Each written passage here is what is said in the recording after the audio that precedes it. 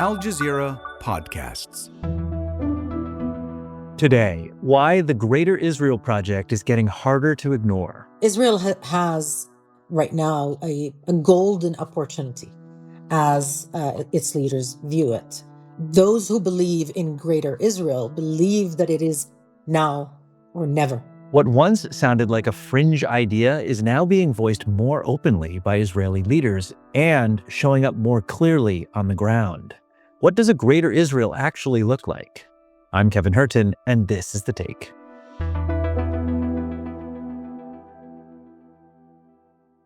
My name is Nour Odeh. I am in Ramallah, and I report for Al Jazeera. I've been doing that for some time now, and I've covered the Palestine-Israel story for a very long time. I won't tell you how long.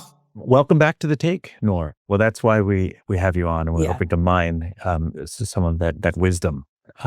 You've been on this show many times. We've talked many times, and we've touched on this topic before, but this feels like a moment to tackle it head on as we watch Israel escalate on many, many fronts in Gaza, West Bank, Lebanon, and now obviously Iran. Certainly many in the region are viewing all of this through the lens of the Greater Israel Project. So let's start there. In the simplest possible terms, what is the Greater Israel Project?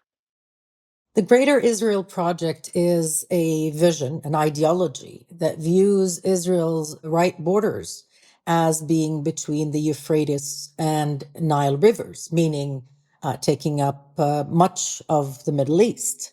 This is not a fringe ideology, so to speak. This is the ideology of those who are in power right now in Israel. And it is something that you're seeing more and more mainstreamed in Israeli politics, to the point where even the opposition in Israel is not challenging these statements. And so the Greater Israel Project is one of expansion of Israel. Israel, of course, which does not have defined borders almost 80 years after its establishment. Yeah, this goes back all the way to Theodor Herzl, father of political Zionism, who wrote in his diaries about a future Jewish state whose borders might reach from the Brook of Egypt to the Euphrates, which directly echoes this spiritual language. Israel, for reference, is about the size of Slovenia, about the size of New Jersey. I mean, Israel expanding its territorial borders is not a theoretical exercise at the moment. On Tuesday, Defense Minister Israel Katz said Israeli troops will take control of South Lebanon as part of the army's campaign against Hezbollah. Now, this is a huge amount of land. Defense Minister Israel Katz made its plans clear to occupy up to the Litani River and create what he called a defensive buffer for northern Israel. That's about a tenth of Lebanon's land. They've ordered thousands of residents to evacuate and say they won't be able to return until, quote, security is guaranteed for the residents of North Israel. But Noor, we have seen this before. As you well know, Israel invaded Lebanon in 1978, in 1982, and occupied in the south up until the year 2000. Yeah. So what's your read on what Israel is doing now in southern Lebanon, and does it feel different to you than what came before? There's a fundamental difference, and I'm glad you asked me about this, because in 78 and in 82, Lebanon or southern Lebanon was occupied, but the people of southern Lebanon stayed on their land. So Israel occupied the land and its inhabitants, much like Palestine. This time, Israel is drawing on the lessons of the genocide in Gaza, just like we heard from Israel Katz. כדי לסכל איומים על היישובים הישראלים בהתאם למודל בית חנון ורפיח בעזה. It is using the model of Rafah and Beit Hanun, again quoting the Israeli Minister of Defense, which is to depopulate, to ethnically cleanse the area before occupying it, to demolish the homes in that area so people forcibly expelled from it have no homes to return to, and then to take it over. So to turn it into a wasteland, basically, before expanding Israel's borders to the new front line. This idea of Greater Israel is based on a biblical verse. It's Genesis 15:18, in which God promises Abram It was known as Abram then, the land between the Nile and the Euphrates. So there's always been strains within Israel, within Zionism, that saw this as maybe an end goal. But you've spent time in that land. You've spent your career reporting in these places. You know this history. Now you're based in Ramallah. I want to ask you about two important historical events and how they may have contributed to this notion of the Greater Israel Project. So maybe we start with the Six-Day War in 1967. In 6 days, the Israeli triumph was complete. The Arabs, thrown back upon diplomacy, demanded condemnation from the United Nations Security Council. But with the ceasefire, the strategic situation had changed. Israel now held secure borders. Let me just start with pointing out an irony, which is that the Zionist movement was not a religious movement, but it understood the power of invoking scripture to rally support and invoke all of that passion and fervor. 1967 showed the right wing in Israel, the revisionist Zionists in Israel, that if Israel takes more land and expands the territory, as the founding fathers of Zionism and revisionist Zionists proposed, there would be no consequence, because Israel was able to devour the West Bank and Gaza, to take on the Syrian Golan Heights, a little part of Lebanon and a little part of Jordan, and the Sinai Desert in Egypt. There were no consequences. There were no sanctions. And so that ignited or reignited the Jabotinsky doctrine. And Jabotinsky, of course, is the role model of the current Israeli Prime Minister, Benjamin Netanyahu. He believed that Zionism can only survive through force, through power. Yeah.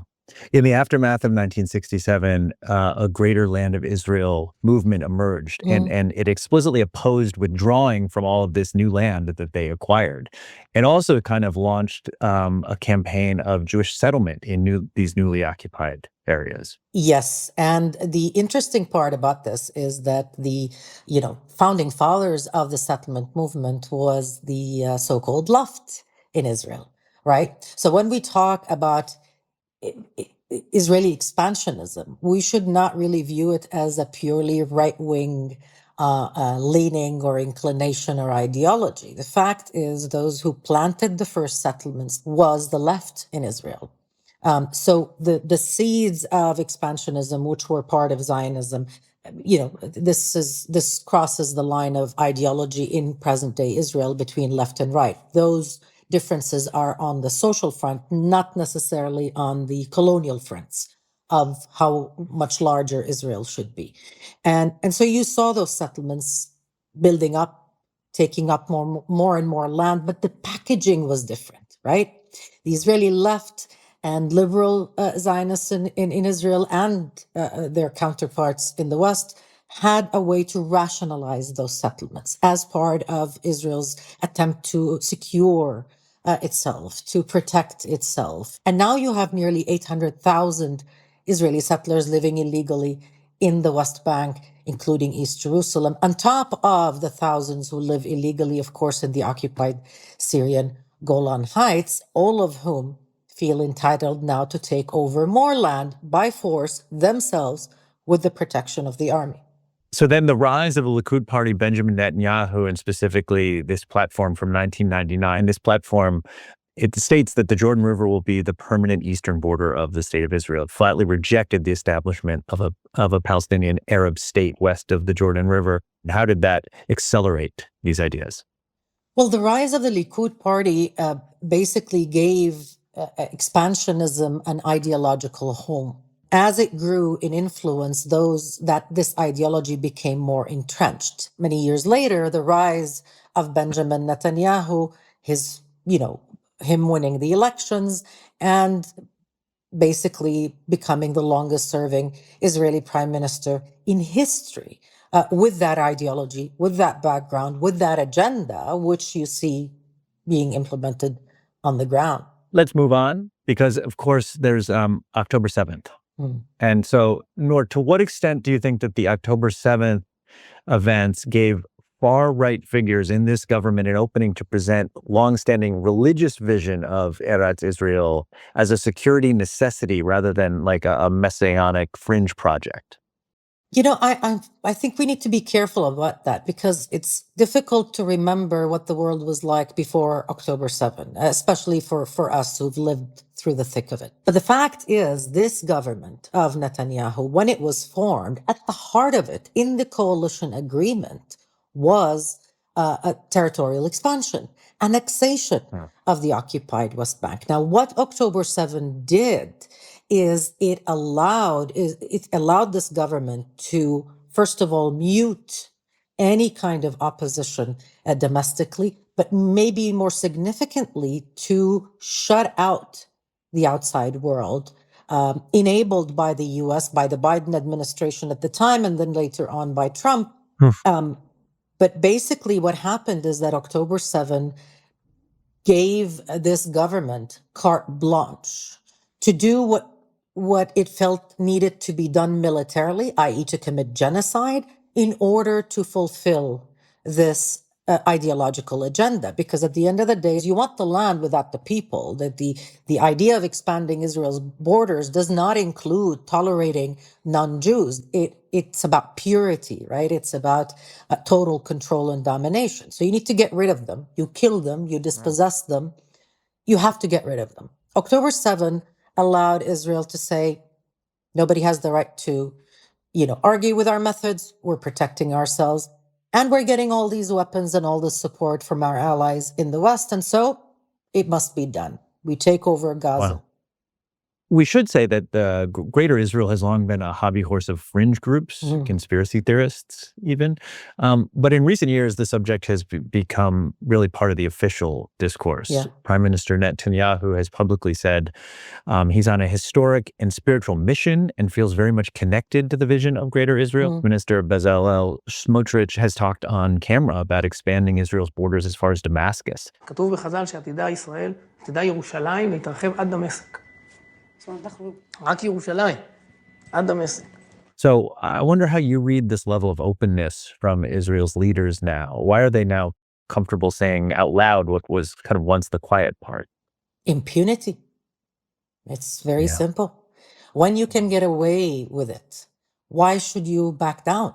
This is an ideology that is deeply entrenched in the minds and the political career of Netanyahu, of Bezalel Smotrich, of Itamar Ben-Gvir, of all the partners of this current government, but even more cynically, in the opposition in Israel, right? The supposed alternative to this right-wing government. Yair Lapid, the head of the opposition, was asked about the Greater Israel, plan, and he did not challenge it because he sees that it has traction. He sees that the public in Israel is moving more and more towards the right.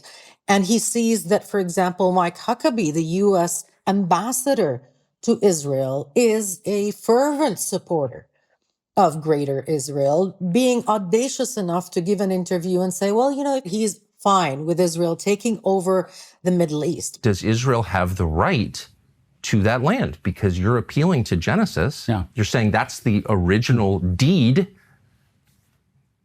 It would be fine if they took it all. But I don't think that's what we're talking about here today. And you have no challenge.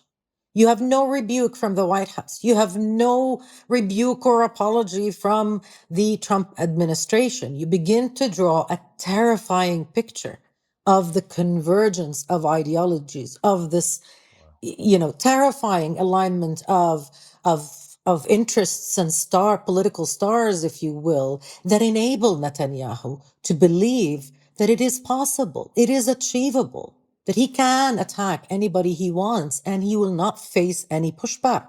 Yeah. It becomes hard to know what's political rhetoric and what's policy language, but at some level, perception becomes reality.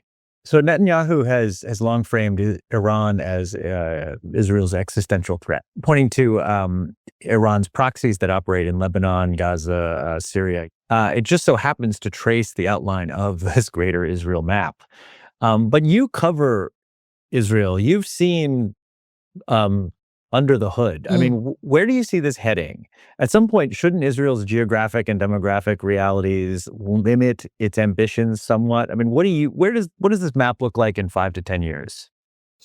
Well, it all depends on what kind of decisions are taken in Washington, and also, quite frankly, what kind of decisions are taken globally. This war is not just affecting the peoples of the region. It's not just upending the lives of tens of millions of Arabs and Iranians and Israelis, for that matter, who've been in shelters and haven't been able to send their kids to school for a month now. It's about the world. Right? The stability of the world. Food security is now in danger because of the war that Netanyahu has been pushing for 40 years, right? Yeah. Now you see some challenge and pushback to the U.S. calls for international intervention, for helping the U.S. military in opening the Strait of Hormuz. We don't know if there is enough international stomach to kind of face Trump's wrath and fury, if challenged even more. But to be honest with you, again, humanity is at an inflection point where so much is at stake, and doing more war. Yeah. And adding more firepower in attacking Iran is not going to solve it, because at the end of the day, the peoples of this region are staying in this region. They're going to have to live with each other after the Israelis stop bombing, after the Americans go home. And what all of these bombs are doing, and what all of this ideological, translations, these violent translations of ideology is doing, is to plant the seeds of more strife in the future. You look at the millions who've been displaced in the past 2.5 years. You think they have, peace and prosperity on their mind? They want justice. And if you don't give them justice the right way, they're going to seek it another way. And if, might makes right becomes the norm, without any restrictions, without any laws, without any breaks, as the U.S. Secretary of Defense says, then what kind of future are we looking at? Yeah, I think you're right. I think a lot of it will depend on how the world reacts to the after effects of this war. And I think people are probably underplaying just how devastating this is going to be. If this is something like the oil shocks from the 1970s over the next 2 years, it's certainly going to change the relationship with Israel in the United States. I mean, the United States, politically, there is already, a weakening support, but there's going to be no support for interventions on behalf of Israel that are military. Yeah. Because the problem is everything is a military solution for Israel, right? But we're seeing the limits of that, like, so starkly now. Anyway, I'm kind of ranting here. Let's get back to the interview, unless you have something to. And you know what? It also has a lot of implications for Israel, because no matter how much pampering Israel has gotten from Europe, for example, over the years, no matter how much favoritism in trade and politics and policy it's gotten from Europe, relations are about interests. And right now, what is happening, Israeli actions are threatening the vital interests of people, not just in the Middle East, but beyond that. And I think at some point, it's difficult maybe for those who are so driven by ideology and aspiration, so drunk on power and impunity, to understand just how deep the impact of the assessment of present-day Israel will be on its, for its allies. Forget the peoples of the region, but just Israel's traditional allies have to stop and rethink about all the cost they're incurring from this expansionist, colonial, militaristic, drive in the region. Okay, so to sum up, we've talked about how the composition of this current Israeli government matters, really because it's bringing ideological maximalists right into the center of state power. This is happening as Israel is waging a devastating campaign in Gaza. It's prosecuting a full-scale war with Iran, and it's now pushing deeper into southern Lebanon. And I guess it leads to this closing question, which is how much of what we're seeing is genuinely new, and how much is simply the latest phase in this decades-long struggle over where Israel can draw its borders and which people are made to bear the costs of those ambitions? Great question. I don't think that what we're seeing is new. I think what's new in what we're seeing are the political circumstances internationally. There is, Israel has right now a golden opportunity as its leaders view it. You have a White House that is unquestioning, that is aligned ideologically. And so those who believe in greater Israel believe that it is now or never. The thinking in Israel is that you either do it now or you're going to be reined in. The world is already upset with me. The International Court of Justice is trying Israel for genocide. The Israeli Prime Minister, we forget, is wanted by the International Criminal Court for war crimes and crimes against humanity. So it's already bad. It's already really, really bad. So why not just go all the way? You can't go back now. You can't, take back all of those tens of thousands of victims, all of those crimes. So you might as well go all the way. Wow. Nour Odeh, at the peak of her powers, thank you for coming on The Take and helping us understand this important topic. Thank you for having me.